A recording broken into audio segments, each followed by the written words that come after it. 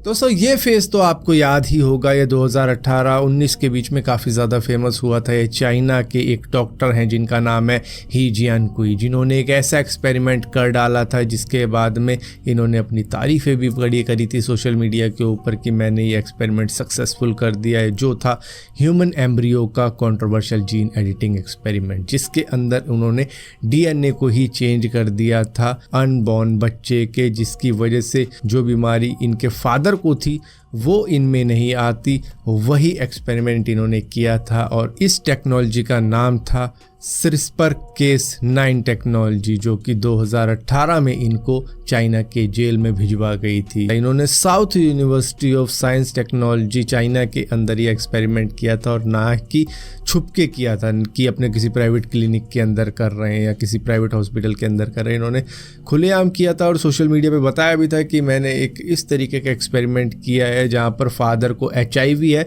लेकिन ये अब बच्चों में नहीं जाएगा क्योंकि मैंने अनबॉर्न बच्चों की कुछ ऐसी जीन एडिटिंग कर दी है जिसकी वजह से इनको ज़िंदगी भर HIV नहीं होने वाला है। अब आप लोग कहोगे कि या तो इन्होंने अच्छा ही था तो 2019 में इनको जेल क्यों कर दी गई थी। दरअसल आपकी बात भी सही है क्योंकि कई कंट्री के अंदर ये टेक्नोलॉजी का यूज़ किया जाता है जो कि जीन एडिटिंग टेक्नोलॉजी होती है, लेकिन वहाँ पर कुछ गाइडलाइंस होती है, कुछ रूल्स होते हैं, उनको फॉलो किया जाता है। लेकिन इनके एक्सपेरिमेंट के अंदर कई सारी बातें ऐसी थी जो कि छुपाई गई थी। वो कपल आया था वहाँ पर IVF के लिए, जहाँ पर इनको मालूम चला होगा कि जो मेल है उसको HIV हो रखा है, तो यहाँ पर किस तरीके से इस IVF को किया जाए कि इनका HIV उन बच्चों के अंदर ना जा पाए। लेकिन यहाँ पर समस्या ये है कि क्या इन्होंने पेरेंट्स से परमिशन ली थी, इस बात के ऊपर पूरी तरीके से कंफर्मेशन नहीं है। लेकिन हाँ, IVF की परमिशन ज़रूर थी इनको, क्योंकि वो आए ही इसलिए थे कि इनसे वो अपना IVF करवा लेंगे, तो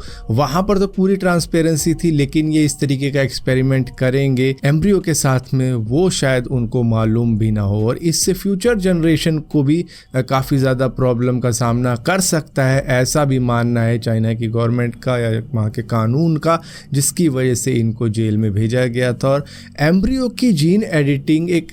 ऐसा स्टेज है, मतलब उस वक्त में वो बच्चा डेवलप हो रहा है और अर्ली स्टेज के अंदर आप इस तरीके के एक्सपेरिमेंट उनके ऊपर कर रहे हो जो कि हार्मफुल हो सकते थे और शायद उनकी जान भी जा सकती थी, और जान नहीं भी जाती तो शायद कुछ ऐसे हो जाते हो पैदा जो कि मतलब कभी आपने देखे ना हो इंसान ऐसे पैदा हुए।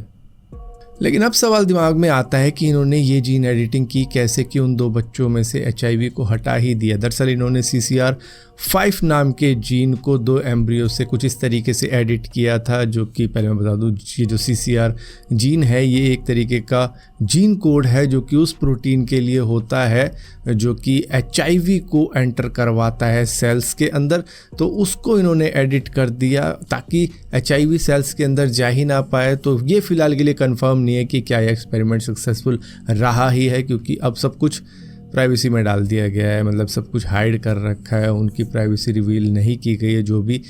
पेशेंट थे इसके अंदर या कह लो जो भी पेरेंट्स थे, कपल थे या 2 किड जो कि पैदा भी हो चुके हैं और अब थोड़े से बड़े भी हो चुके हैं, क्योंकि 2018 में ये एक्सपेरिमेंट किया गया था, 2019 में वो पैदा हो गए थे, 2019 में इनको अरेस्ट कर लिया गया था। लेकिन अच्छी बात ये है इनके लिए कि इनको 2022 में जेल से रिलीज़ कर दिया गया था और उसके बाद में ये ड्यूशेन मस्कुलर डिस्ट्रॉफी के ऊपर काम कर रहे हैं, जो कि एक जेनेटिकल डिसऑर्डर है जिसके अंदर मसल लूज़ होती चली जाती है, वीक होती चली जाती है। तो उसको किसी तरीके से अगर जीन एडिटिंग करके हटाया जा सकता है तो उसके ऊपर इनके क्लिनिकल ट्रायल शुरू हो जाएंगे 2025 से, जो कि एक अच्छी बात है। एक ऐसा डॉक्टर जो कि एक ऐसा एक्सपेरिमेंट कर चुका है जो कि एक बीमारी को हटा सकता है, मतलब एक पूरी जनरेशन के ऊपर से, अगर वो सक्सेसफुल रहता है, क्योंकि लॉन्ग टर्म का रिजल्ट अभी मालूम नहीं चला है। बच्चे भी मुश्किल से छोटे ही होंगे, 4-5 साल के ही होंगे, क्योंकि क्या पता 50 साल बाद, 60 साल बाद या 70 साल बाद उन बच्चों के ऊपर उन जीन एडिटिंग का इफेक्ट पड़े, क्योंकि क्या पता